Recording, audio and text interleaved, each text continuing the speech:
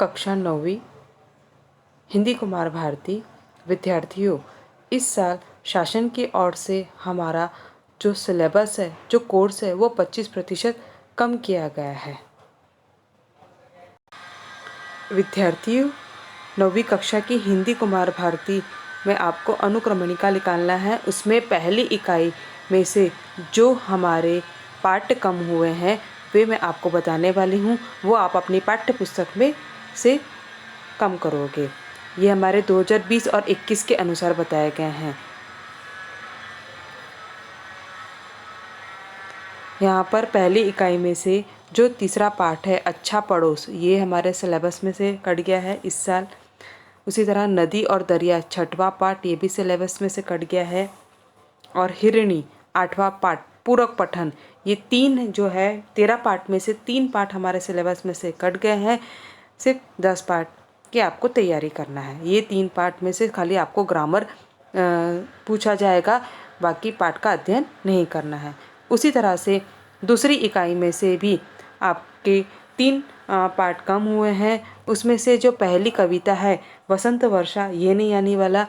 चौथा है निर्मल जिंदगी पूरक पठन, ये भी सिलेबस में से कट हो गया है। और आखिरी है सच का सौदा, ये भी सिलेबस में से कट हो गया है। आपको बस इतना ध्यान रखना है कि ये कविता नहीं आने वाली, मगर इस कविता या पाठ में या कहानी में जो पीछे भाषा बिंदु और उपयोजित लेखन पूछा गया है वो हमारे सिलेबस में आने वाला, उसकी आपको तैयारी करना है।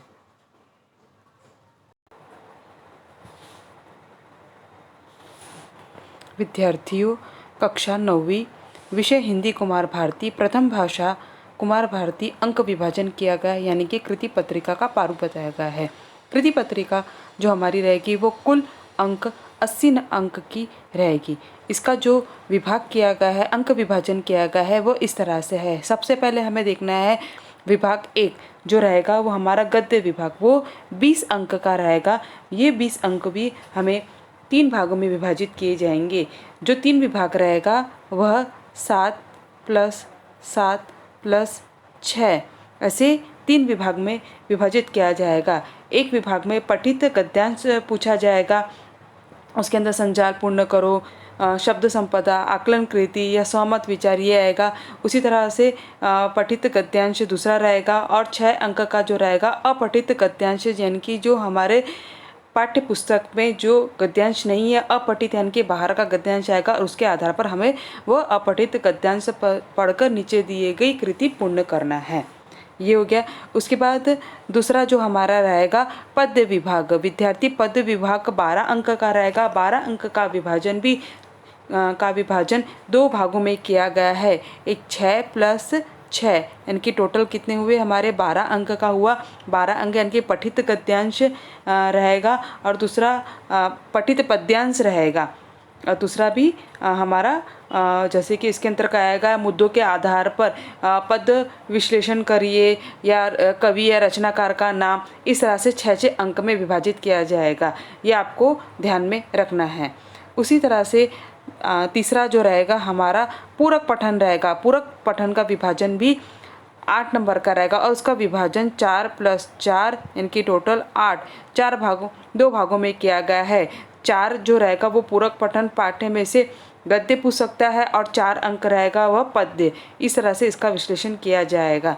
4-4 अंक के प्रश्न दिए जाएंगे, वो उत्तर हमें हल करना है। उसी प्रकार से यहाँ पर 4 नंबर में भाषा अध्ययन दिया गया है। भाषा अध्ययन जो हमारे पाठ्य पुस्तक में है, व्याकरण है, वो 14 अंक का रहेगा। व्याकरण के अंतर्गत आपको अव्यय, संधि, विच्छेद, समास, विग्रह, वाक्य पहचान, मुहावरे का अर्थ, वाक्य प्रयोग, विराम चिन्ह, कारक व कारक के भेद, अशुद्ध शब्दों को शुद्ध करके लिखो, काल परिवर्तन, छंद, इस तरह से आपके 14 अंक जो रहेगा वो व्याकरण विभाग में 1, 2 इस तरह से अंक में अलग अलग अंक में विभाजित किया जाएगा। तो इसलिए आपके पाठ्य पुस्तक पर जो व्याकरण जो मैंने आप लोगों को पढ़ाया है उस पर ध्यान देना, और उसके आधार पर आपको प्रश्न के उत्तर हल करना है। उसके बाद सबसे आखिरी रचना विभाग, ये जिसे हम उपयोजित लेखन कहते हैं, वह 26 अंक का आएगा। इसमें इसका विभाजन इस तरह से किया जाएगा। सबसे पहला पूछा जाएगा पत्र लेखन। पत्र लेखन आपको 5 अंक का दिया जाएगा। दूसरा है गद्य आकलन दिया जाएगा, वो 4 अंक का रहेगा। तीसरा रहेगा हमारा वृत्तांत, वो 5, उसमें अथवा रहेगा कहानी लेखन या मुद्दों के आधार पर कहानी लेखन करिए, ये। चौथा जो हमारा रहेगा वो 5 अंक का रहेगा, वो विज्ञापन रहेगा।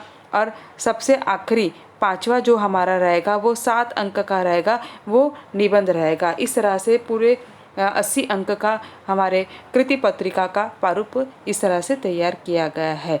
20 अंक जो रहेगा वो हमारा अंतर्गत मूल्यमापन रहेगा, जो हमारे स्कूल के आधार पर ही लिया जाएगा। उसके अंतर्गत स्वाध्याय का अंक दिया जाएगा, जिसमें श्रवण कौशल, भाषण कौशल, इनकी मौखिक परीक्षा आपकी स्कूल पे हो सकती है। तो आपको 20 अंक का जो यहाँ पर मैंने विभाजन किया है वो आपको अच्छे से देखना है।